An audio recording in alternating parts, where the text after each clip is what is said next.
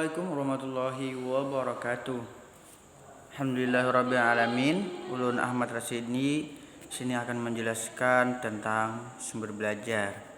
Nah, sebelumnya terima kasih kepada dosen pengampu kita. Kemudian terima kasih kepada orang-orang yang sudah membantu dalam pembelajaran ini dan dalam perkuliahan ini.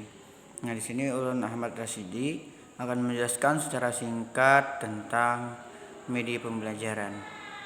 Dalam pengertian yang sederhana, sumber belajar learning circle adalah guru dan bahan-bahan pembelajaran, baik buku-buku bacaan atau semacamnya.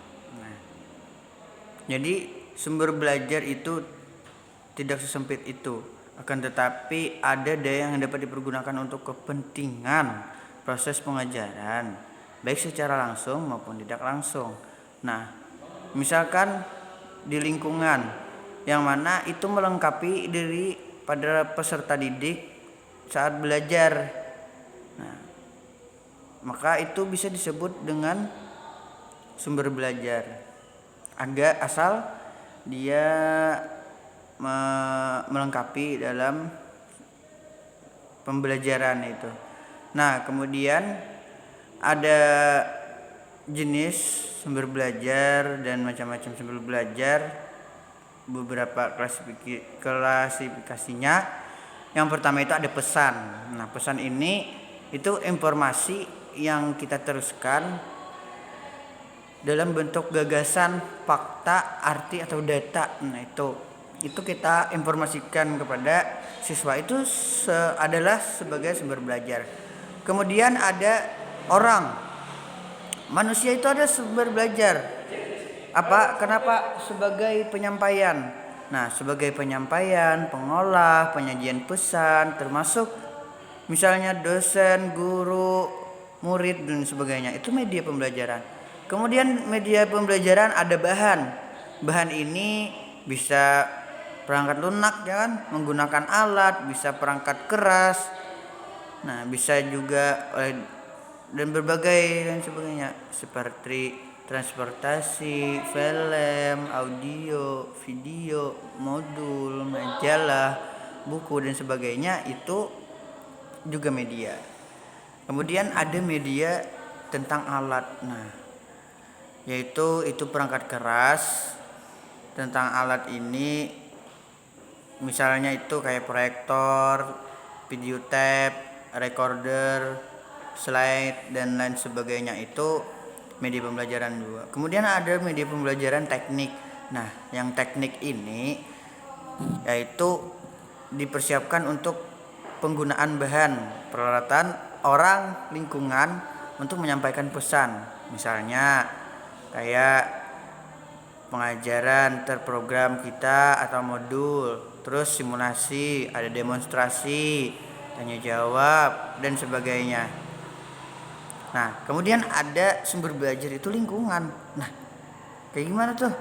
Yaitu suasana sekitar di mana pesan pembelajaran kita itu tersampaikan, baik lingkungan fisik ataupun non fisik. Nah, biasanya.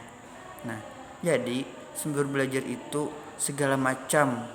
Sumber belajar itu ada di luar kelas ataupun di dalam kelas, di luar peserta didik atau di dalam peserta didik. Nah, yang mana intinya itu memudahkan terjadinya sebuah proses belajar mengajar. Nah, itu bisa dinamakan sumber belajar agar dia bisa memudahkan kita dalam pembelajaran. Suatu pembelajaran itu adalah sumber belajar.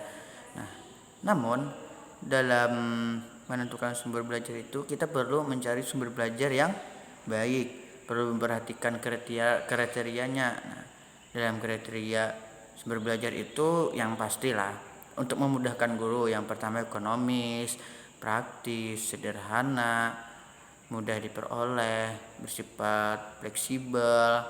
Nah, itu dan sesuai dengan komponen belajar. Nah, itu intinya memudahkan guru dalam proses pembelajaran, sumber belajar. Nah, kemudian apabila di lingkungan sekitar kegiatan belajar dapat berjalan secara fungsional dan juga membantu keoptimalannya hasil belajar. Nah, itu tidak dapat dari hasil belajar saja, tapi kita bisa melihat proses bagaimana siswa bisa berinteraksi. Nah, dengan berbagai macam sumber, dan siswa juga dapat merangsang pembelajaran supaya cepat paham gitu. Nah, penguasaan bidang ilmunya yang dia pelajari. Nah, itu adalah fungsinya ataupun sumber belajar itu untuk memudahkan dalam kita memahamkan sebuah pembelajaran. Misal kita contohkan dalam pembelajaran fikih. Dan pembelajaran fikih ini media pembelajarannya kita misalkan materi khutbah, kita bisa menggunakan dengan buku tata cara berkhutbah dan buku-buku tentang khutbah. Itu media pembelajaran. Kemudian kita bisa menggunakan media pembelajaran alat, yaitu langsung alat itu naik ke mimbar. Kemudian lingkungan, itu langsung kita praktek ke masjid. Nah, itu juga sumber belajar itu. Agar apa? Agar siswa ini lebih mudah memahami sebuah pembelajaran dan lebih mudah untuk cepat ilmu itu masuk kepada siswa. Nah, itu gunanya sumber belajar. Namun kita sebagai guru harus bisa mencari sumber belajar yang memudahkan kita juga sebagai guru. Nah, mungkin itu secara singkat yang dapat ulun sampaikan tentang sumber belajar. Semoga bermanfaat. Apabila ada kurangnya, salah hilaf mohon maaf, dan apabila ada lebihnya itu semuanya dari Allah Subhanahu wa taala. Jangan sampai kita malas untuk belajar, tetap semangat. Kun Ahmad Rasidi, sekian, terima kasih. Assalamualaikum warahmatullahi wabarakatuh. Semoga bermanfaat untuk kita semua.